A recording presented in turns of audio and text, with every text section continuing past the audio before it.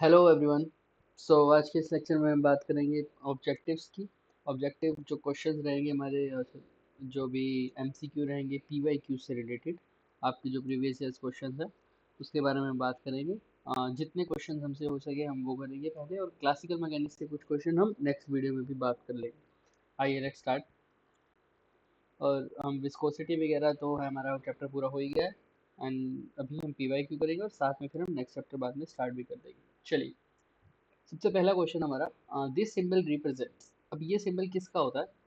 ये सिंबल आपको दिख रहा होगा कि एक एनोड पार्ट दिख रहा है और एक कैथोड पार्ट दिख रहा है, और ये सिंबल आपको दिख रहा है कि ये सारा का सारा सिंबल पूरा जो रिप्रेजेंट करता है डायोड तो है, ऑब्वियस सी बात, लेकिन कौन सा डायोड है? Tunnel diode. ये सिंबल किसका होता है हमारे पास? टनल डायोड का होता है। अब देख सकते हैं यहाँ पर, ये देखिए टनल डायोड हमारा कुछ ऐसा बनता है। इसका ये पार्ट एनोड का होता है और ये पार्ट किसका होता है? कैथोड का होता है। और हमारे पास ऐसे ही दूसरा वेरेक्टर डायोड होता है, उसके लिए ऐसा यहाँ पर सिंबल लगता है और ये वेरिएबल का सिंबल रहता है। साथ में जीना डायोड का सिंबल थोड़ा सा इसका यहाँ पर रहेगा जिगजैग में, है ना? तो याद रखना, जीना डायोड तो आसान है। जीना डायोड का बेसिकली कभी कोई ज़्यादातर पूछा जाता है, जीना डायोड और टनल डायोड ज़्यादा जीना डायोड ही पूछा जाता है, बट बाई चांस ये पूछा गया है तो इसके बारे में पता होना चाहिए। तो जीना डायोड और टनल डायोड को भी भूलना मत। और Zener diode as a voltage regulator भी काम आता है, ये भी एक अच्छा क्वेश्चन है। As a as a as a voltage regulator zener diode को हम यूज कर सकते हैं। तो you can see this, okay. कभी कभी पूछ लेता है नहीं। Which of the following characteristics of electron determines the current in a conductor? इनमें से कौन सा जो कैरेक्टरिस्टिक है, विशेष फीचर है, वो इलेक्ट्रॉन का डिटरमाइन करता है कि current in a conductor? Electron का कौन सा ऐसा फीचर डिटरमाइन करता है कि करंट इन द कंडक्टर आएगा? Both the drift velocity and the thermal velocity, neither drift velocity no thermal velocity, only the thermal velocity, only the drift velocity. तो आप सबको पता है, ये तो बहुत आसान है कि हमारे पास करंट का फॉर्मूला रहता है ड्रिफ्ट करंट का, NEAVD। तो यहाँ पर क्या आएगा? ये कौन सा करंट होता था? Drift current. और ड्रिफ्ट करंट कंडक्टर के लिए जो करंट होता था वो ड्रिफ्ट करंट ही होता था। और यहाँ पर ये जो वेलोसिटी होती थी इसका नाम क्या था? ड्रिफ्ट वेलोसिटी हुआ करती थी। इसीलिए यहाँ पर लिखा हुआ है, देखो ध्यान से, the current in a conductor is this, and the A is the cross section area, VD is the drift velocity. So from the above, the drift velocity is the only responsible for the current in the conductor. सिर्फ और सिर्फ कौन सी velocity होगी? Sorry, drift velocity होगी जो कि responsible होगी हमारे कंडक्टर के करंट के लिए। ठीक है, ड्रिफ्ट वेलोसिटी होती क्या थी, याद कर लीजिए ना थोड़ा सा, है ना? I is equal to E E tau by M, V D is लिख सकते थे E E tau by M. ये ड्रिफ्ट वेलोसिटी होती थी हमारे पास, जहाँ पर टो क्या होता था? Relaxation time.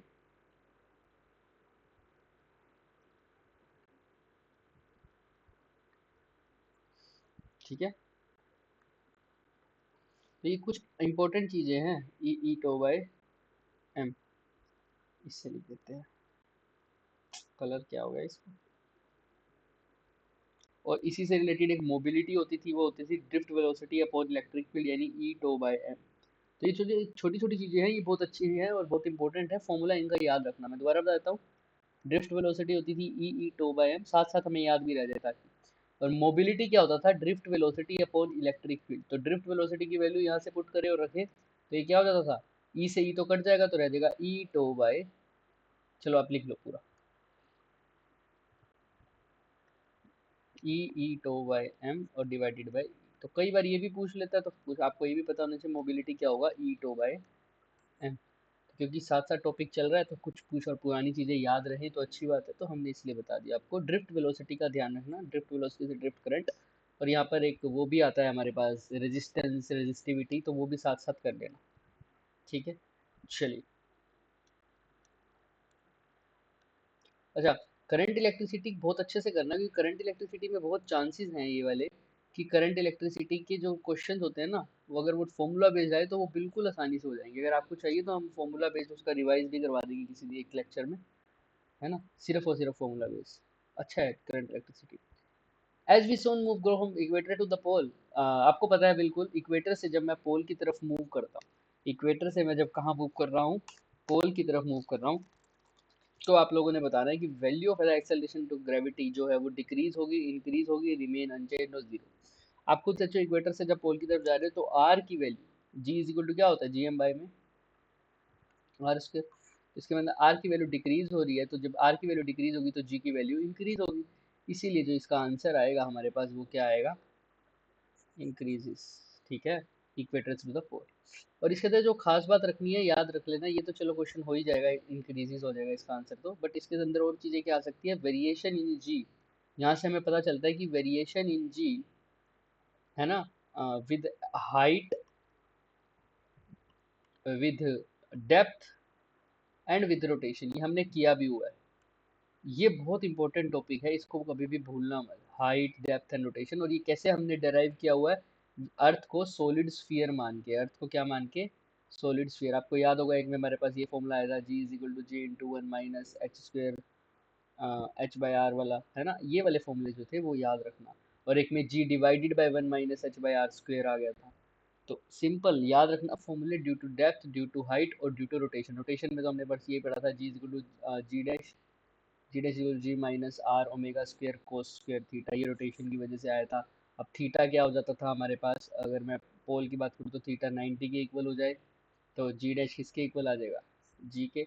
अगर कोस जीरो के इक्वल आ जाए देखो, तो इक्वेटर की बात हो जाएगी, तो जी डैश किसके इक्वल आ जाएगा, जी माइनस आर ओमेगा स्क्वायर, क्योंकि कोस स्क्वायर, कोस जीरो कितना होता है वन, तो वन को आर ओमेगा स्क्वायर से मल्टीप्लाई करेंगे, तो ये तो आपको देख रहा है कि पोल पर जो वैल्यू रहेगी वो ज़्यादा रहेगी बजाएगी इक्वेटर के।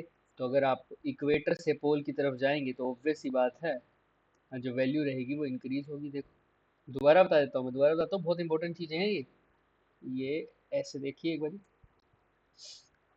जी is equal to g, g dash is equal to g minus r omega square cos square theta, ये था variation in ji with respect to rotation.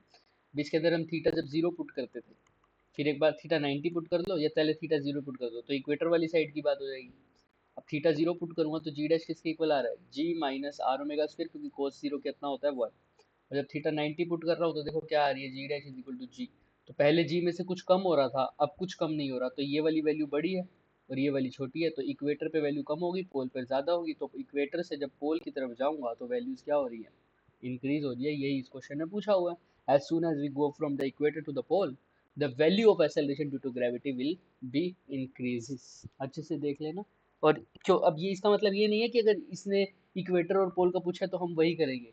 MCQ previous year question का फायदा यही होता है कि अगर आपको एक बार पता लग गया कि इस टॉपिक से क्वेश्चन आ रहा है तो उसको अच्छे से कर लो ना। तो अब यहाँ से पूछा हुआ है इसने इक्वेटर और पोल का कंसेप्ट, यानी रोटेशन की वैल्यू से पूछा हुआ है, तो हम इसको हाइट और डेप्थ के साथ साथ भी लेकर चलेंगे।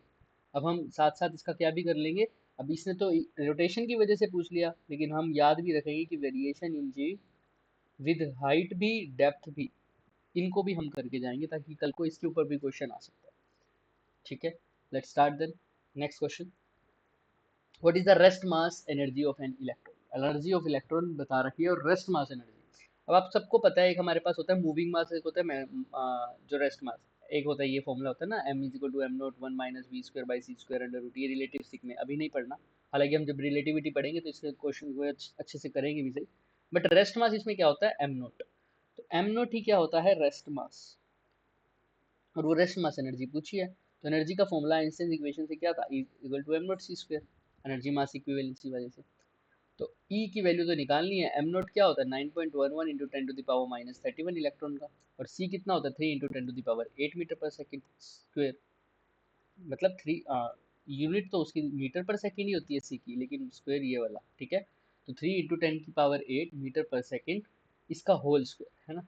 तो इसको दोनों को मल्टीप्लाई करेंगे तो हमारे पास आंसर आ जाएगा रेस्ट मास एनर्जी का, बहुत आसानी से आ जाएगा। देखो ध्यान से, अच्छे से देखो, कोई भी इशू रहता है तो फिर हमें बताओ, और देखते भी हैं। तो देखो यहाँ पर ध्यान से,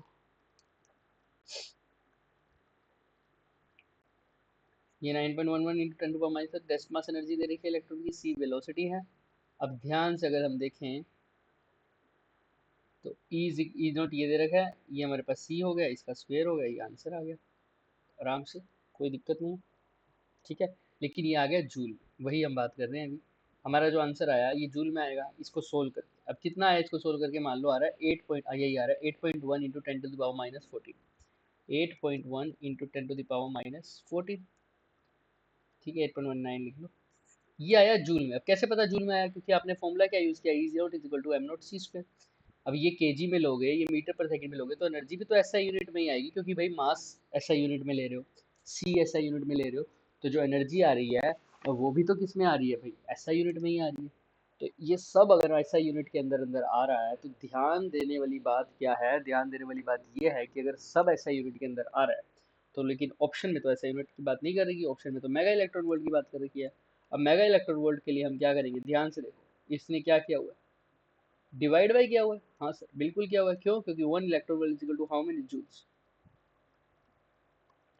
1.6 इंटू 10⁻⁻19 जूल। तो अगर एक जूल की बात करूँ तो कितने होंगे, 1/1.6 इंटू 10⁻⁻19 जूल, ठीक है।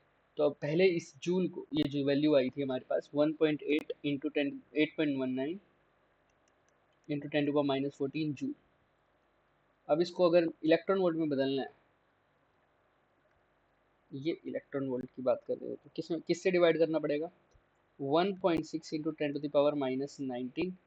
अब ये हो गया इलेक्ट्रॉन वोल्ट, क्योंकि भाई जूल को इलेक्ट्रॉन वोल्ट में बदलना है, तो 1.6 इंटू 10⁻⁻19 से डिवाइड करना पड़ेगा। लेकिन क्या अभी भी आंसर आएगा, क्योंकि आंसर ऑप्शन तो अभी देखो मेगा इलेक्ट्रॉन वोल्ट में, तो इस इलेक्ट्रॉन वोल्ट को किस में भी बदलना पड़ेगा हमें, मेगा इलेक्ट्रॉन वोल्ट में। वो कैसे बदलेंगे सर, सोचो, थोड़ा सा दिमाग लगाएंगे।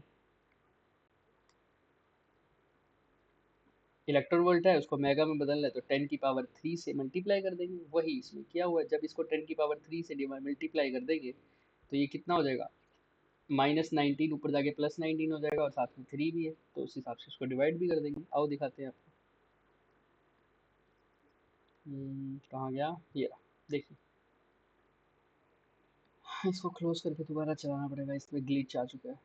चलिए कोई बात नहीं, यहाँ पर देखिए 8.19 इंटू 10⁻⁻14, 1.6 इंटू 10⁻⁻19, ये तो हो गया इलेक्ट्रॉन वोल्ट में। ये तो किस में हो गया, अभी इलेक्ट्रॉन वोल्ट में। अब इसको किस में बदलना है हमें, मेगा इलेक्ट्रॉन वोल्ट में, तो हमने इसको मल्टीप्लाई भी किया 10⁶, क्योंकि अरे भाई मेगा है ना, मेगा में क्या होता है 10⁶। भाई एक मेगा मीटर बोल दो तो इसमें 10⁶ हो जाएगा, है ना, मीटर्स हो जाएंगे ना। तो ध्यान से देखो, मेगा का मतलब 10⁶। तो पहले मैंने इलेक्ट्रॉन वोल्ट में बदला, वो कैसे किया सर, उसको 1.6 इंटू 10⁻⁻19 से डिवाइड करके, और मेगा में बदलने के लिए 10⁶ से क्या कर दिया, मल्टीप्लाई कर दिया। दोबारा देख लो, मेरा जो आंसर आया था वो था कुछ, पहले इसको क्लोज कर लेते हैं एक बारी, ताकि हमारे को दिक्कत ना हो बार बार।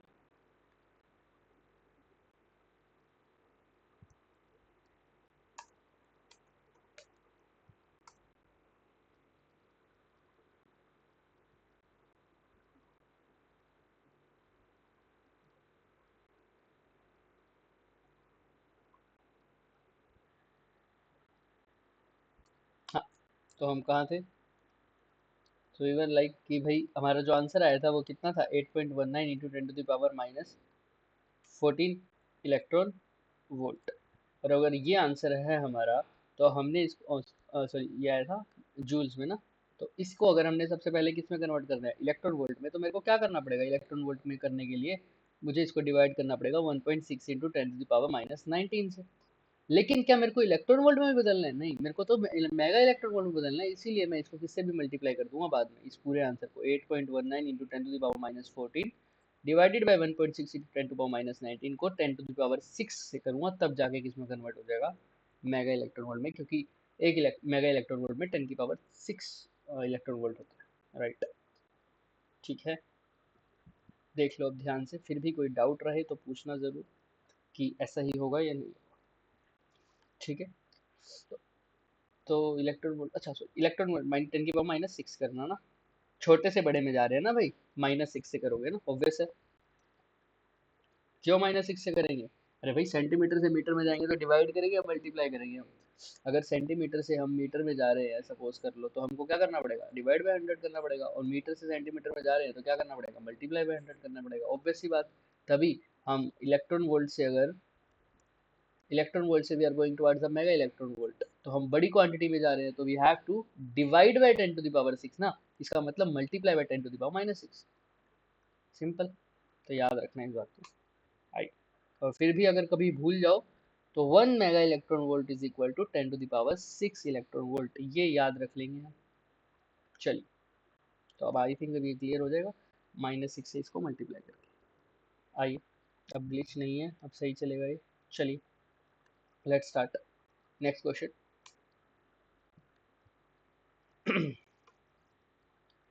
The reciprocal of the bulk modulus, ये हम पहले भी बता चुके हैं कि reciprocal of the bulk modulus क्या बताता है। जितना ज्यादा बल्क मॉडुलस होगा उतना कम कंप्रेसिबिलिटी होगी। जितना ज्यादा क्या रहेगा बल्क मॉडुलस, उतना कम कंप्रेसिबिलिटी होगी।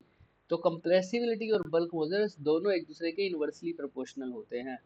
जितना अच्छा बल्क मॉडुलस होगा उतनी कम कंप्रेसिबल, जितना कम कंप्रेसिबल उतना अच्छा बल्क मॉडुलस, या ऐसा बोल दो जितना कम बल्क मॉडुलस उतना अच्छी कंप्रेसिबिलिटी, उतना ज्यादा कंप्रेस हो सकती है कोई चीज, है ना। तो रिजिडिटी वाली का उल्टा हो गया, समझ। तो याद रखना, तो बल्क मॉडुलस और कंप्रेसिबिलिटी आपस में क्या है, बल्क मॉडुलस और जो कंप्रेसिबिलिटी है वो आपस में क्या है, इनवर्सली प्रोपोर्शनल है, तो एक दूसरे के रेसिप्रोकल बोले जा सकते हैं। इसलिए इसका ऑप्शन नंबर क्या आएगा, ऑप्शन नंबर आएगा D. The compressibility and the bulk modulus are inversely proportional to each other. चले आगे, I think we can move to the next part now. आइए चलते हैं। अच्छा, ये क्वेश्चन देखना है एक बारी। For what value of the displacement the kinetic energy and the potential energy of the simple harmonic oscillations become equal? अब सिंपल हार्मोनिक इक्वेशन है, और सिंपल हार्मोनिक इक्वेशन के अंदर हमारे पास क्या है, आपको बताना है पोटेंशियल एनर्जी भी होगा, काइनेटिक एनर्जी होगा। ऐसी कौन सी वैल्यू होगी डिस्प्लेसमेंट की जब ये दोनों इक्वल होंगे। आप सबको पता है पोटेंशियल एनर्जी कैसे लिखते हैं और काइनेटिक एनर्जी कैसे लिखते हैं। तो काइनेटिक एनर्जी हमारे पास फॉर्मूला क्या रहता है, हमारे पास एक तो हमारे पास काइनेटिक एनर्जी रहेगी, एक हमारे पास क्या रहेगी, पोटेंशियल एनर्जी। काइनेटिक एनर्जी का हमारे पास फॉर्मूला क्या रहेगा, half M omega square A square minus x square. और पोटेंशियल एनर्जी की क्या रहता है, half M omega square X square. क्योंकि इस क्वेश्चन में ही बोला हुआ है दे बिकम इक्वल, तो मैंने दोनों को इक्वल कर दिया। हाफ एम ओमेगा स्क्वायर से half M omega square cut गया, तो a square minus x square किसके इक्वल आ जाएगा, एक्स स्क्वायर। और a square is equal to 2x square लिख सकते हैं। यहाँ पर डिस्प्लेसमेंट की वैल्यू पूछी है, ए क्या होता था, एम्पलीट्यूड, ए क्या होता था, एम्पलीट्यूड, यानी मैक्सिमम डिस्प्लेसमेंट। लेकिन x क्या है, डिस्प्लेसमेंट, तो उस डिस्प्लेसमेंट की वैल्यू पूछी है, दैट इम्प्लाइज एक्स स्क्वायर किसके इक्वल है, ए स्क्वायर बाई 2 के। और यहाँ पर x किसके इक्वल आ जाएगा, दोनों को रूट ले लो, ए स्क्वायर का रूट आएगा a और 2 का √2, और प्लस माइनस आ जाएगा क्योंकि स्क्वायर रूट कर, ठीक है। a√2 इसका, a/√2 इसका क्या आ जाएगा, आंसर आ जाएगा। देख लो अच्छे से, फिर भी कोई डाउट हो तो पूछो, पहले अच्छे से देख लो। इसने पूछा हुआ है for what value of displacement, for what value of displacement the kinetic energy and the potential energy of the particle moving in SHM becomes equal। ठीक, तो वही हमने किया। ए यहाँ पर एम्पलीट्यूड गिवन है, हमने काइनेटिक एनर्जी का फॉर्मूला लिखा, हमने पोटेंशियल एनर्जी का फॉर्मूला लिखा, हमने दोनों को क्या कर दिया, इक्वेट कर दिया। अच्छे से देख लो, फिर भी कोई डाउट रहता है किसी के भी मन में किसी भी तरह का, तो यू कैन आस्क, ठीक है। इससे पहले वाले क्वेश्चन में भी देख लो, E is equal to energy वाला, रेस्ट मास एनर्जी। तो हम ना लास्ट में इसको देखेंगे, इनके टॉपिक्स को ना कंबाइन करके देखेंगे कि कौन से टॉपिक को हमारा क्वेश्चंस क्लियर हो चुके हैं, और आप उसको ज़्यादा प्रैक्टिस करना ताकि आपको ज़्यादा लास्ट में समझ में भी आए। ठीक है, आप चाहो तो अभी के साथ साथ आप इसको मार्क कर सकते हो कि ये चैप्टर कौन से चैप्टर, ये क्वेश्चन कौन से चैप्टर से आया, अभी लास्ट में करके देखेंगे। ठीक है, पहले इस पे आओ। आइए, तो डिफ्रैक्शन डाइफ्रैक्शन ग्रेटिंग क्या होता है, वो तो आप सबको पता है, एन स्लिट डाइफ्रैक्शन होता है। एन स्लिट डाइफ्रैक्शन होगा, सिंपल सी बात है, बहुत सारी स्लिट्स होंगी ऐसे पैरेलली अरेंज्ड डाइफ्रैक्शन ग्रेटिंग। तो इसी को क्या बोलते हैं, N slit diffraction, N slit diffraction. ठीक, नॉर्मल था ये तो। आइए, इन जूल केल्विन, कहाँ गया question, in joule kelvin expansion which quantity remains constant। joule kelvin expansion जो होता है उसके अंदर कौन सी क्वांटिटी हमारी, एंड आइसन एंथैल्पी प्रोसेस होता है एक्चुअल में ये जूल केल्विन एक्सपेंशन, उसके अंदर क्या कांस्टेंट रहती है हमारी, आइसन एंथैल्पी का यानी क्या कांस्टेंट रहेगी, एंथैल्पी रिमेन्स कांस्टेंट। तो एंथैल्पी जो है वो कांस्टेंट रहती है, यानी ऑप्शन नंबर सी इसका करेक्ट आंसर है, एंथैल्पी। जूल केल्विन एक्सपेंशन के अंदर हमारे पास क्या कांस्टेंट रहेगा हमारी, एंथैल्पी हमारी कांस्टेंट रहेगी, ये बात याद रखने वाली है जूल केल्विन के अंदर। चलिए नेक्स्ट पार्ट। अब दो थिन लेंसेज हैं, एक की फोकल लेंथ दे रखी है f1 and f2 are coaxially placed in contact, there power of the combination. Suppose ये एक लेंस है, सपोज ये दूसरा लेंस है, इन दोनों की पावर दे रखी है, एक की फोकल लेंथ f1 है, एक की f2 है, इन दोनों का पावर का कॉम्बिनेशन बताओ। द पावर कॉम्बिनेशन कैसे पता लगेगा? सबसे पहले तो आपको पता है पावर होती क्या है, यहाँ से ये क्वेश्चन भी आ सकता है कि पावर होती क्या है। Power is the degree of convergence और द डाइवर्जेंस, कोई कितना कन्वर्ज कर सकता है, कन्वर्ज, और कोई कितना डाइवर्ज कर सकता है, वही हमारे पास क्या रहेगी, पावर रहेगी। तो पावर को हम फोकल लेंथ के टर्म्स में लिखते हैं, जैसे पावर जो होता है वो फोकल लेंथ का क्या रहता है, इनवर्स रहता है, इट्स इक्वल टू 1/f। जितनी ज्यादा फोकल लेंथ उतनी कम पावर, जितनी कम फोकल लेंथ उतनी ज्यादा पावर। तो power is inversely proportional to focal length, power is inversely proportional to focal length. अब इक्विवेलेंट पावर का कंसेप्ट क्या होता है, जब भी मैं whenever two lenses are placed coaxially, एक एक्सिस, दोनों के एक्सिस सेम हो एक्सियली रखते हैं, तो जो थिन लेंसेज हैं, है ना, थिन लेंसेज होंगे, तो इनकी जो पावर आएगी इक्विवेलेंट पावर, वो कैसे आएगी, दोनों का पावर को इक्वल ऐड कर दो। अगर ऐसे ऐसे चार लेंस हो तो पी इक्विवेलेंट क्या आएगी, P1 plus P2 plus P3, इन सबको ऐड कर दो। ऐसी P4 कैसे आएगी, सबको ऐड कर दो। पी इक्विवेलेंट कैसे आएगी, सबकी अगर पांच लेंस हो तो पांचों को ऐड कर दो, सब मल्टीप्लाई मतलब अलजेब्रिकली। अब ध्यान से अगर देखा जाए, हमें तो पावर निकालनी है इक्विवेलेंट की, दो लेंस है, दोनों की फोकल लेंथ गिवन है, तो वही भाई पी इक्विवेलेंट का फॉर्मूला क्या होता है, P1 plus P2। P equivalent मतलब 1/f इक्विवेलेंट, और इसको आप पी इक्विवेलेंट ही लिख दो, कोई इक्वल, अभी कोई इशू नहीं है। मैं बता देता हूँ इसके ऊपर और कैसा क्वेश्चन आएगा, पहले इसको सोल्व करते हैं। ठीक, P1 को क्या लिख सकते हो, आपको पता है प्रेशर, जो पावर है, प्रेशर नहीं sorry power, is equal to 1/f। तो P1 क्या लिखोगे, 1/f1। P2 क्या लिखोगे, 1/f2। तो P इक्विवेलेंट ये आ जाएगा 1/f1 प्लस 1/f2। क्या ये ऑप्शन में दिख रहा है, नहीं दिख रहा सर, तो इसको थोड़ा सा और सोल्व करते हैं। तो F1 F2 क्या आ जाएगा, इसका एलसीएम आ जाएगा, तो F2 plus F1 is equal to P equivalent, और इसको थोड़ा सा रिकम्बाइन करके आप लिख भी सकते हो, आपका आंसर आ चुका है कि P equivalent is equal to F1 plus F2 divided by F1 F2, that is option number, option number fourth, F1 plus F2 divided by F1 F2। ये पावर की बात होती है हमारे पास, जब कॉम्बिनेशन की पावर होती है ऐसे ही। अच्छा, इसके अंदर से मैंने बहुत सारे क्वेश्चंस निकल के आ सकते हैं। मैंने पहले बोला कि अब ये मत समझ लेना कि अब इक्विवेलेंट पावर करते रहोगे, अब सिर्फ ऐसा ही क्वेश्चन थोड़ी आ सकता है इक्विवेलेंट पावर के ऊपर। अब इक्विवेलेंट पावर के ऊपर कैसा क्वेश्चन आता है, let me tell you first. देखो, इक्विवेलेंट पावर के अंदर अब वो ये भी पूछ सकता है कि दो लेंसेज हैं, मान लो कनकेव है और एक कन्वेक्स है, ऐसा भी तो पूछ सकता है। अब बताओ, एक की फोकल लेंथ मान लो, इसमें कितनी दे रखी है हमें, F1 है, एक की F2 है, इसमें देख लो। अब पावर ही दे देते हैं चलो, क्वेश्चन को आसान करने के लिए। एक की पावर है मान लो -2.2 डायोप्टर, या 2 डायोप्टर ही लिख लो, और एक की पावर है -3 डायोप्टर। ठीक है, अब आपको पता होना चाहिए, पहली बात तो मैंने माइनस क्यों लगाया, क्योंकि वो कॉनकेव है। कॉनकेव की जो फोकल लेंथ रहती है दैट इज ऑल्सो भी नेगेटिव, वो कैसी रहेगी, हमारी नेगेटिव रहेगी। और जो कन्वेक्स है उसकी जो फोकल लेंथ रहती है वो कैसी रहेगी, पॉजिटिव रहेगी, इसलिए उसकी पावर जो है वो 1/, फोकल लेंथ है, तो अगर फोकल लेंथ पॉजिटिव है तो पावर भी कन्वेक्स की क्या रहेगी, पॉजिटिव। तो कन्वेक्स की पावर भी क्या रहेगी, पॉजिटिव, और कॉनकेव की पावर भी क्या रहेगी, नेगेटिव रहेगी। अब ये तो आपको पता होना चाहिए, राइट।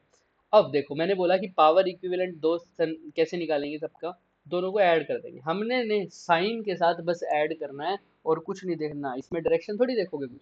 तो अब सिंपल सी बात है, P1 कितना है, 2 डायोप्टर, P2 कितना है, -3 डायोप्टर, तो plus of -3 dioptre which is equal to कितना हो जाएगा, 2 डायोप्टर -3 डायोप्टर, ये किसके इक्वल आ जाएगा, माइनस का 1 डायोप्टर।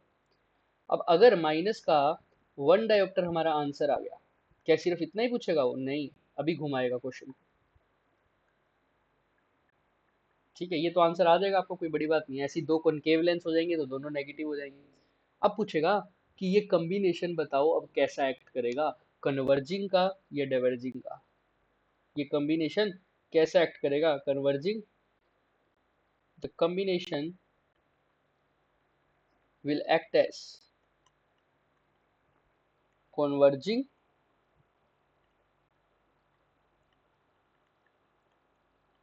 और डाइवर्ज। कैसे पता लगेगा सर? ऑब्वियस सी बात है, इक्विवेलेंट पावर को देखो, इन दोनों को जब ऐड किया, एक कॉन्वेक्स था एक कॉनकेव था, दोनों को ऐड करके आंसर क्या आया? माइनस का वन डायोप्टर। अगर ये माइनस का वन डायोप्टर आया तो फाइनल जो नेगेटिव आया वो क्या कोरेस्पॉन्ड करता है? नेगेटिव किसकी होती है पावर? कॉनकेव लेंस की। इसीलिए जो इसका लेंस, और कॉनकेव लेंस कैसा लेंस होता है? It is always diverging lens. तो इसका जो आंसर आएगा वो डाइवर्जिंग आएगा, ऑब्वियस सी बात है। तो आपको ये पूछ लेता है कभी कभी कि कौन सा लेंस बनेगा, दोनों को कंबाइन कर देंगे, जिसे रेजिस्टेंस में बात करते थे, है ना?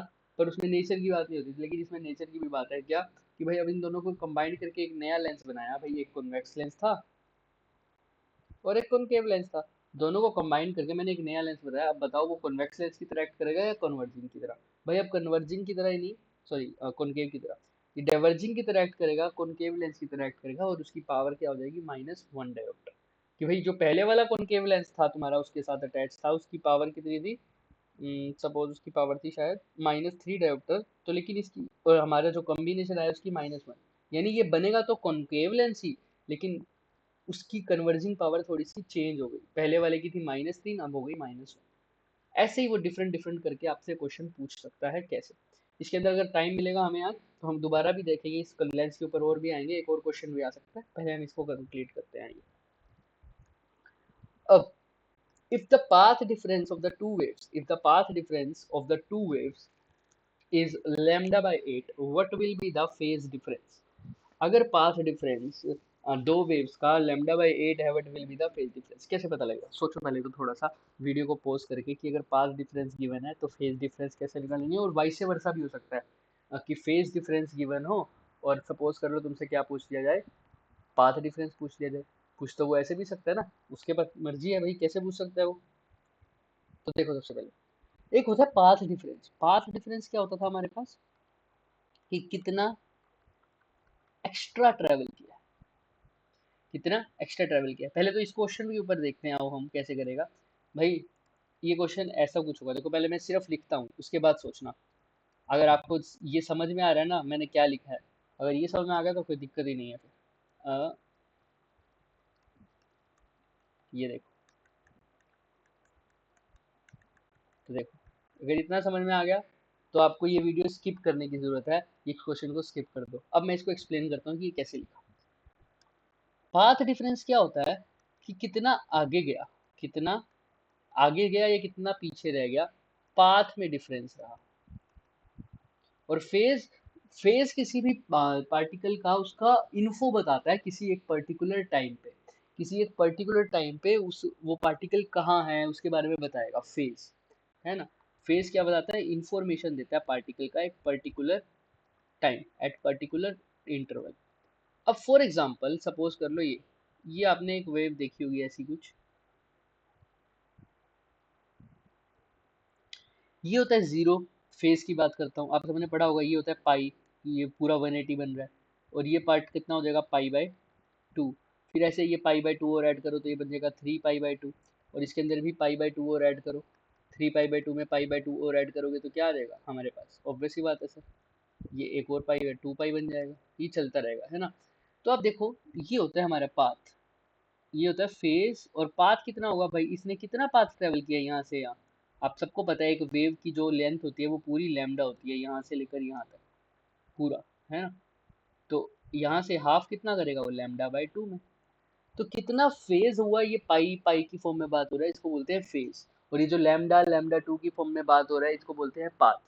तो आप खुद देखो ध्यान से, अगर मैं एक पूरी वेव की बात करूं, अगर मैं एक पूरी वेव की बात करूं, मेरी ये वाली, आओ ये वाली पूरी वेव, ये पूरी वेव, सॉरी अच्छे से करते हैं इसको, ये पूरी वेव की अगर मैं बात करता हूँ मेरी, तो मुझे एक बात बताओ, कितना ये लैम्डा है पूरा, ये पूरा यहाँ से लेकर यहाँ तक दो डॉट के बीच में देखो, पाथ कितना है? Path difference lambda. अगर पूरी वेव है तो उस केस में फेज कितना आ रहा है लैम्डा तक के लिए? जीरो पाई बाय टू पाई, कहाँ तक आ रहा है? मैक्सिमम टू पाई तक। तो जब लैम्डा पाथ डिफरेंस है तो फेज कितने का आएगा? टू पाई का पाथ फेज डिफरेंस आएगा, है ना? जब एक साइकिल पूरी कंप्लीट हो रही है तो कितना पाथ फेज डिफरेंस आ रहा है, 2 पाई का, 2 पाई का। तो अगर सिंगल है तो क्या आ जाएगा, 2 पाई बाय लैम्डा। अभी क्वेश्चन में क्या पूछा है, क्वेश्चन में पूछा है λ/8 अगर पाथ डिफरेंस है तो λ/8 में करना हो तो 2 pi by lambda into λ/8, lambda से लैम्डा कट गया तो ये आ जाएगा अपने पास पाई/4। तो अगर λ/8 का पाथ डिफरेंस है, पाथ डिफरेंस का मतलब सर ये तो किसी के बीच में होता है ना डिफरेंस, हाँ एक्चुअल में ये दो वेव्स की बात करता है। देखो कुछ ऐसा होता है पाथ डिफरेंस हमारे पास, अगर एक वेव है मान लो ऐसे, ये चल रही है, ठीक, दूसरी वेव इस टाइम पर क्या कर रही है, मान लो दूसरी वेव मैं रेड से दिखा रहा हूँ। तो देखो आप कुछ बता सकते हो, यहाँ से यहाँ तक का पॉइंट देखो सिर्फ, बाकी सब छोड़ दो। तो देखो ध्यान से, जब ये वेव स्टार्ट हुई थी ना बच्चों, जब ये वेव स्टार्ट हुई थी एक्चुअल में, तो इस वेव ने अपनी एक पूरी साइकिल खत्म कर ली थी।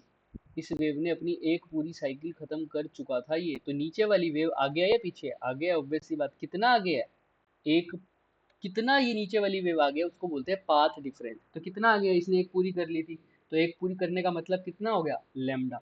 ये लैम्डा आ गया, तो नीचे वाली लैम्डा आगे है, और लैम्डा आगे का मतलब क्या होगा, इसने कितना फेस कवर कर लिया पूरा, पाई इतना, 180 इतना, 180 इतना, तो पूरा हो गया 360, दैट इज 2 पाई। तो ये लैम्डा आ गया है और 2 पाई आ गया है, तो इन दोनों के बीच में जो फेज डिफरेंस आ जाएगा वो 2 पाई का हो जाएगा, समझ रहे हो। इसी केस में भी ये भी यही पूछ रहा है कि अगर कोई वेव λ/8 आगे है तो बताओ फेज का कितना आएगा, तो हमने निकाल दिया पाई/4, क्योंकि हमें पता है अगर कोई लैम्डा आगे होती है ना, अगर कोई कहाँ आगे होती है, अगर कोई लैम्डा आगे होती है तो उसके अंदर फेज डिफरेंस आता है इतने का, तो 1 आ गया है तो 2 पाई बाय लैम्डा, लेकिन ये तो λ/8 आ गया है, तो आंसर क्या आ जाएगा। तो इसको थोड़ा सा और करते हैं, तो पाई/4 इसका आंसर आ गया सपोज, सपोज क्या आएगा ही। अच्छा अब मैं तुमसे पूछता हूँ कि λ/4 का तो बताओ कैसे करोगे। तो भाई आपको पता है लैम्डा में 2 पाई, 1 में 2 पाई बाय लैम्डा, तो λ/4 में कितना आ जाएगा, 2 पाई बाय लैम्डा इंटू λ/4, तो कितना आ जाएगा पाई/2। बहुत आसान था, 90 डिग्री, है ना, आराम से आप देख सकते हो, कोई भी दिक्कत नहीं होनी चाहिए इसके अंदर। अच्छा, सिमिलरली λ/2 में आपको पता है λ/2 में हाफ साइकिल कंप्लीट होगी, और λ/2 का करते हैं, λ/2 में हाफ साइकिल कंप्लीट होती है ना सिर्फ इतनी, तो आंसर कितना आना चाहिए, कितना होता है, सिर्फ λ/2। और यहाँ पर जो फेज डिफरेंस होता है वो कितना का होता है, पाई/2, 90 का होता है क्या, नहीं, कितने का होता है ये पूरी साइकिल, 180 की। और चेक करते हैं λ/2 में आंसर क्या आना चाहिए, 180, दैट इज पाई। तो अगर लैम्डा है तो कितना फेज होना चाहिए, 2 पाई, तो 1 है तो 2 पाई बाय लैम्डा, और यहाँ पे कितना है λ/2, तो आंसर देखो क्या आ रहा है, 2 pi by lambda into λ/2, lambda से लैम्डा कर गया, 2 से 2, तो देखो कितने का फेज डिफरेंस आया, पाई का आया ना। तो यही बताता है हमें फेज डिफरेंस, पाथ डिफरेंस। तो आई थिंक अब पाथ डिफरेंस, फेज डिफरेंस वाले क्वेश्चन में कोई कंफ्यूजन आनी तो नहीं चाहिए, बट फिर भी अगर आ जाती है तो लेट मी नो, हम इसको थोड़ा सा और अच्छे से कर लेंगे। ठीक है आगे चलते हैं। अब एक a satellite of Earth is revolving in a circular orbit with a uniform speed v. If the gravitational pull suddenly disappears, the satellite will. अगर एक सैटेलाइट है अर्थ के अराउंड रिवॉल्व कर रही है एक सर्कुलर ऑर्बिट, ठीक, with uniform speed v, v से मूव कर रही है, कर रही है, कर रही है, कर रही है, कर रही है, ठीक है। अगर ग्रेविटेशनल पुल, अर्थ का जो ग्रेविटेशनल पुल है वो, अगर क्या हो जाए, अर्थ का ग्रेविटेशनल पुल डिसअपियर हो जाए, अर्थ का ग्रेविटेशन, तो बताओ सैटेलाइट कहाँ जाएगा भाई, ऑब्वियस सी बात है, देखते हैं।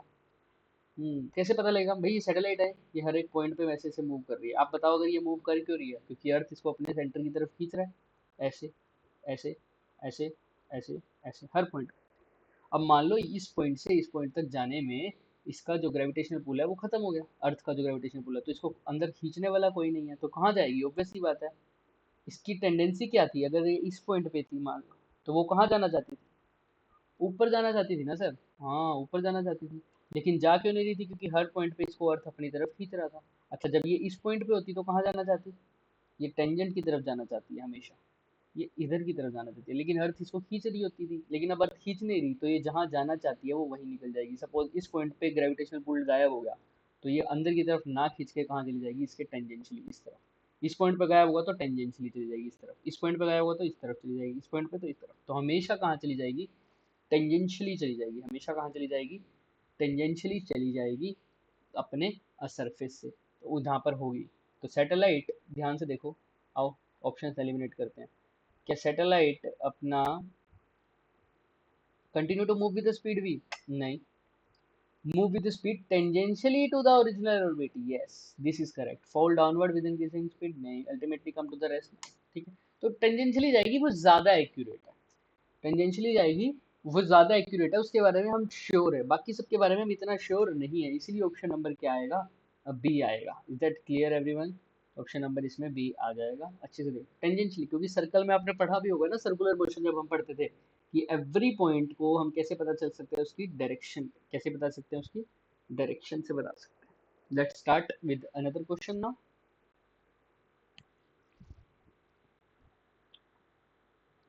1 AMU बहुत अच्छा क्वेश्चन है। 1 AMU कैसे निकालते हैं? Atomic mass unit. कई बार कंफ्यूजन आ जाती है इसमें कि 1 एटॉमिक मास यूनिट हम कैसे निकालेंगे। इसके अंदर I, it is 1/12 of the mass of the carbon atom. बस 1 AMU is 1/12 of the mass of the carbon atom. तो चलिए ये देखो, 1 AMU में इतने केजीज होते हैं, वो 1 कार्बन एटम से निकाल सकते हैं हम मास को। तो अब याद रखना, 1 AMU में अगर हम केजी में बात करें तो उसकी वैल्यू ये होती है 1.67 इंटू टेन, 1.66 इंटू 10⁻27 केजी भी लिख सकते हो आप, जो प्रोटॉन का जैसा मास होता है वैसे, वैसा वैसा थोड़ा थोड़ा 1.66 इंटू 10⁻27 केजी। अब जैसे ही मेरे को इसमें केजी की वैल्यू पता लग गई, मुझे मेगा इलेक्ट्रॉन वोल्ट निकालने में देर लगेगी क्या? नहीं सर। क्यों? क्योंकि मैंने पहले भी बताया हुआ है, is equal to M C square. अगर मेगा इलेक्ट्रॉन वोल्ट में निकालना है ना, तो सीधा निकाल सकते हो। मास की वैल्यू पता चल गई 1.66 इंटू 10⁻27। सी स्क्वायर नहीं पता, 3 इंटू 10⁸ का स्क्वायर। तो एनर्जी नहीं आ जाएगी, अभी एनर्जी आएगी जूल में, क्योंकि मास कितने में है? केजी में है। अच्छा, तो जूल को मेगा इलेक्ट्रॉन वोल्ट में नहीं बदल सकते क्या? अरे बदल सकते हैं। इलेक्ट्रॉन वोल्ट में बदलने के लिए क्या करेंगे? 1.66 इंटू 10⁻27 इंटू 3 इंटू 10⁸ का स्क्वायर। और अगर इलेक्ट्रॉन वोल्ट में बदलना है तो भाई किससे डिवाइड करेंगे? 1.6 इंटू 10⁻⁻19 से। लेकिन क्या इलेक्ट्रॉन वोल्ट में बदलना है? सिर्फ मेगा इलेक्ट्रॉन में बदलना है सर। तो इस पूरी एक्सप्रेशन को 7 और 3 इंटू 10⁸ का स्क्वायर डिवाइडेड बाई 1.6 इंटू 10⁻⁻19, और इसको भी किससे मल्टीप्लाई कर देंगे? 10⁻+6 या -6, ऑब्वियस सी बात है, -6। ठीक है, तो ये आंसर आ जाएगा। मैं दिखा भी देता हूँ आपको सोल्यूशन। देखो, फॉर्मूला क्या यूज़ किया? Is equal to delta M C square. उसके बाद हमने क्या किया? Energy equivalent. तो ई को वैल्यू क्या लिखी हमने? 1.6, इसको इससे स्क्वायर कर दिया, तो ये आ गया जूल में आंसर। आ गया जूल में। देखो, अब इससे आगे हम क्या कर रहे हैं? इससे आगे हम क्या कर रहे हैं? 1 मेगा इलेक्ट्रॉन वोल्ट को इसके इक्वल रखा, तो इससे आंसर आ गया। सो ये कैसे लिख दिया? अरे भाई ये वही तो है, 1 इलेक्ट्रॉन वोल्ट को हमने लिखा 1.6 इंटू 10⁻⁻19 जूल। तो 1 मेगा इलेक्ट्रॉन वोल्ट को कैसे लिखेंगे? मेगा के लिए क्या करते हैं? 10⁻⁻6 से डिवाइड कर दोगे। मतलब इस केस में, अगर वैसे, अगर इस आप इसमें रखा करो, आप इलेक्ट्रॉन वोल्ट को इसमें बदलो। पहले कैसे बदलोगे? ऑब्वियस सी बात। और तो 1.49 इंटू 10⁻⁻, जूल है, उसको इलेक्ट्रॉन वोल्ट में बदलना है तो क्या करना पड़ेगा? Divide by 1.6 into 10⁻⁻19। ये अब क्या हो गया? Electron volt. लेकिन मेगा इलेक्ट्रॉन वोल्ट में बदलना है तो इसको किससे भी मल्टीप्लाई करेंगे? मल्टीप्लाई करेंगे 10⁻⁻6, तब यह होगा मेगा इलेक्ट्रॉन वोल्ट, क्योंकि 1 mega electron volt is equal to 10⁻6 electron. तो इसने पहले ही चेंज कर दिया मेगा इलेक्ट्रॉन वोल्ट में यहाँ से। अगर आप नहीं चाहते करना ऐसा तो मत करिए, आपके ऊपर। It all depend upon you. इसने कुछ नया नहीं किया, बस हमने, अगर सपोज इसने कैसे लिखा है मैं आपको वो भी बता देता हूँ। सपोज हमें पता था, कभी पता होना चाहिए हमें, क्योंकि बुक में कभी कभी कंफ्यूजन हो जाती है। हमें इतना पता है, ठीक। तो 1 मेगा इलेक्ट्रॉन वोल्ट को कैसे लिखूंगा मैं? आप ऐसा भी तो लिख सकते हो ना, 1.6 इंटू 10⁻⁻19 को -16 इंटू 10⁻3, तो वो -3 का उसने मेगा इलेक्ट्रॉन वोल्ट की फॉर्म में कन्वर्ट कर दिया बस। तो -13 रह जाएगा, ठीक है। लेकिन अभी पूरा नहीं हुआ, आप चाहो तो दोनों तरफ मल्टीप्लाई कर दो 10⁻⁻6 से, उससे भी हो सकता है। दोनों तरफ किससे मल्टीप्लाई कर दो? 10⁻⁻6 से। आप उससे भी कन्वर्ट कर सकते हो, लेकिन आपको करना ही क्यों है इतना बड़ा प्रोसेस? आप आसानी से करके काम हो जाएगा। ठीक है, तो पहले आप यू चेंज जूल से इलेक्ट्रॉन वोल्ट में, फिर इलेक्ट्रॉन वोल्ट से और किस में बदलोगे, मेगा इलेक्ट्रॉन। और करना क्या है sir, when you changing from joule to electron volt you have to divide by 1.6 into 10⁻⁻⁹ और जब इससे करोगे तो you have to multiply by 10⁻⁻⁶। Is that clear? Yes, चलिए। A particle is projected at an angle 60 degree from the horizontal with kinetic energy K. The kinetic energy at the highest point. ये question पहले भी आया हुआ था, पिछले वाले paper में भी हमने आपको करवाया था, ध्यान रखना, जो हमने पिछले वाला डिस्कस किया था। इसके अंदर क्या होगा, आओ देखते हैं। एक पार्टिकल है जो 60 डिग्री पर प्रोजेक्ट किया गया है, ठीक। अब फ्रॉम द हॉरिजॉन्टल तो अगर वो 60 डिग्री पर हॉरिजॉन्टल से प्रोजेक्ट किया गया है तो हाईएस्ट पॉइंट पे बताओ उसकी काइनेटिक एनर्जी कैसी होगी।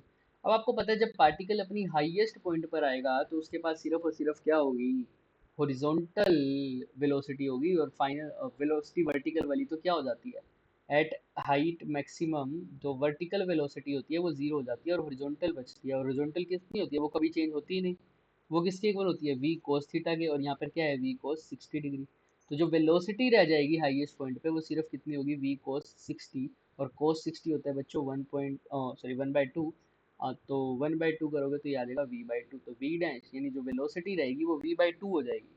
तो काइनेटिक एनर्जी क्या हो जाएगी, half M V square by 4। क्यों, क्योंकि हाफ एम वी स्क्वेयर जब हो जाएगा, वी डैश का स्क्वेयर करोगे तो v को लिखोगे v/2, तो v/2 का स्क्वेयर हो जाएगा वी स्क्वेयर बाय 4।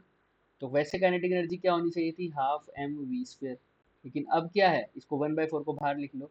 अब क्या है 1/4, इसको दूसरे कलर से लिख देते हैं। अब क्या है 1/4 of half M V square, क्योंकि 1/4 मैंने बाहर निकाल दिया। तो अब जो है देखो काइनेटिक एनर्जी अपना पहले से क्या है, हाफ है नाउ, ठीक है। क्यों हाफ है, क्योंकि अब सिर्फ हॉरिजॉन्टल वेलोसिटी का कंपोनेंट है, तो काइनेटिक एनर्जी 4 टाइम्स हमारी क्या हो जाएगी, कम हो जाएगी। तो इसका आंसर क्या आ जाएगा, k/4, ठीक है।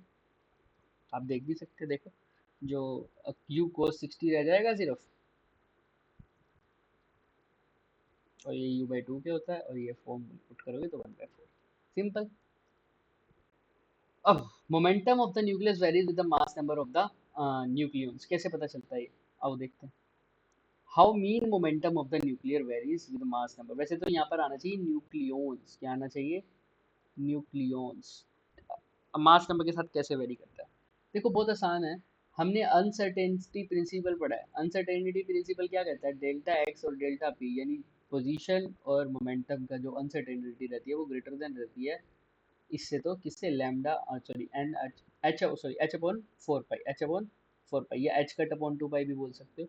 तो उतना उतना रहेगा हमारे पास, जैसे ये रहा एच अपॉन 4 पाई, दिख रहा है। मैंने delta x into delta P लिख दिया, किसके इक्वल, लगभग लगभग कम से कम इसके इक्वल तो रहेगा या इससे बड़े रहेगा। अब यहाँ पर डेल्टा एक्स क्या है, वही डेल्टा आर लिख सकते हो इसको, चेंज इन पोजीशन या डिस्प्लेसमेंट या रेडियस टाइप लिख दो आप अभी के लिए पोजीशन। तो डेल्टा पी क्या आ जाएगा, H upon 4 pi delta R. अब ध्यान से देखो, अगर डेल्टा पी हमारे पास किसके इक्वल है भाई, डेल्टा पी किसके इक्वल है, H upon 4 pi delta R. अब एच अपॉन 4 पाई तो कैसा है हमारे पास, एच अपॉन 4 पाई तो कॉन्स्टेंट है, तो मैं लिख सकता हूँ चेंज इन मोमेंटम वो है directly in inversely proportional to delta R. और रेडियस वाला फॉर्मूले से हमें पता है आर वैसे किसके इक्वल होता है, आर नॉट ए की पावर 1/3, आपने न्यूक्लियस में पढ़ा होगा, न्यूक्लियस वाले चैप्टर में। तो डेल्टा आर ए बाई 1/3 के डायरेक्टली प्रोपोर्शनल है, तो डेल्टा पी क्या होगा इसके इनवर्सली प्रोपोर्शनल होगा। तो डेल्टा पी किसके इक्वल हो जाएगा, ए की पावर -1/3। इसीलिए इसका आंसर क्या है, ए की पावर -1/3। क्लियर। तो हमने इसको अनसर्टेनिटी प्रिंसिपल से किया। मैं दोबारा बोल सकता हूँ, अनसर्टेनिटी प्रिंसिपल क्या बोलता है हमें, डेल्टा एक्स डेल्टा पी किसके इक्वल होता है हमारे पास, एच अपॉन 4 पाई, और इसको हमने डेल्टा एक्स की जगह लिख दिया डेल्टा आर। तो हम यहाँ पे डेल्टा आर को उधर ले गए, कम से कम इसके इक्वल होता है या इससे ग्रेटर होना चाहिए डेल्टा आर, ठीक है। तो अब आर की बेटा है, हमें न्यूक्लियस के अंदर हमने पता है कि आर का फॉर्मूला क्या होता है, आर नोट ए की पावर 1/3। अगर ये डायरेक्टली प्रोपोर्शनल है तो वो इनवर्सली प्रोपोर्शनल होगा। तो सिमिलरली इसका आंसर यहाँ आया inversely proportional. What is the maximum power that can be drawn from a 12-volt battery that has internal resistance this? अब दो क्वेश्चन लास्ट के हमारे पास आपको हम होमवर्क में देंगे, आइए दिखाते हैं कौन कौन से। एक तो ये करके आएंगे आप ट्राई, नेक्स्ट क्लास में हम इसको डिस्कस करेंगे जरूर। फर्स्ट, एक ये सेकंड, बस ये, और एक ये लास्ट थोड़ा था। बहुत आसान क्वेश्चन है, ट्राई करना। साइक्लिक प्रोसेस में क्या जीरो होता है? ओह सॉरी, मैं इसका तो आंसर ही बता दिया मैंने। इंटरनल एनर्जी हमारे पास क्या रहेगा? जीरो। तो दो क्वेश्चन बचे हैं, आई थिंक अब आप ट्राई करेंगे इसको। इसमें इंटरनल एनर्जी का कंसेप्ट लगेगा। मैंने बोला था ना करंट इलेक्ट्रिसिटी का क्वेश्चन जरूर आएगा, देखो फिर से आ गया। मैक्सिमम पावर पूछा है 12 वोल्ट बैटरी से, बहुत आसान क्वेश्चन है ये, आ जाएगा। लेकिन इसको पूरी तरह करंट इलेक्ट्रिसिटी में नहीं कैलकुलेट करेंगे हम, बट ये हो जाएगा। सॉरी। तो एक क्वेश्चन ये होमवर्क में, और एक क्वेश्चन ये होमवर्क में, दोनों प्रीवियस के ईयर्स के हैं कि स्पेक्ट्रल लाइन का वेवलेंथ कैसे करेंगे। और उसके बाद इसका एनालिसिस भी हम नेक्स्ट क्लास में करेंगे कि कौन से क्वेश्चन से, कौन से चैप्टर से ये क्वेश्चन आया हुआ है। ठीक है, जैसे ये चैप्टर, ये कौन सा चैप्टर है हमारे पास? एटम से। ये कौन से चैप्टर से आया हुआ है? एटम चैप्टर से। ये करंट इलेक्ट्रिसिटी से बोल दो आप अभी के लिए। और ये वाला कौन से चैप्टर से है? ये न्यूक्लियस चैप्टर से है। ऐसे ही ये हमारे पास कौन से चैप्टर से है? कोई भी उठा लो, पाथ डिफरेंस, ये वेव से है। और ये हमारे पास क्या है? जैसे ये हो गया, ये एस एच एम से है ना, एस एच एम के अंदर। तो ऐसे ऐसे हम पार्ट्स में डिवाइड करेंगे कि हमने एस एच एम का ये क्वेश्चन आ गया तो इस तरीके के क्वेश्चन हम अटैम्प्ट कर सकते हैं। वेव का ये क्वेश्चन आ गया तो अब इस तरीके के क्वेश्चन हम अटैम्प्ट कर सकते हैं। और हम, आपने देखा भी होगा जब हम एक क्वेश्चन को कर रहे थे, हमने उससे रिलेटेड और भी क्वेश्चंस को या और भी कंसेप्ट को साथ साथ ही कर लिया। तो ऐसे ही आपने भी रिवाइज करना है, ये सिर्फ एग्जाम्पल था आपके। बाकी के दो क्वेश्चन करना। नेक्स्ट जब हम सॉल्यूशन करेंगे प्रीवियस ईयर्स वाले क्वेश्चंस का दोबारा से, तब उसके अंदर पहले ही सबसे पहले वो दो क्वेश्चन हम स्टार्ट कर देंगे, पर वो इतने मुश्किल है नहीं, आई थिंक आप ट्राई करेंगे हो जाएगा। ठीक है, इंटरनल रेजिस्टेंस, पावर, वो तो बहुत आसान क्वेश्चन होते हैं। चलिए, thank you and have a nice day. इसके बाद मिलते हैं नेक्स्ट क्लास में।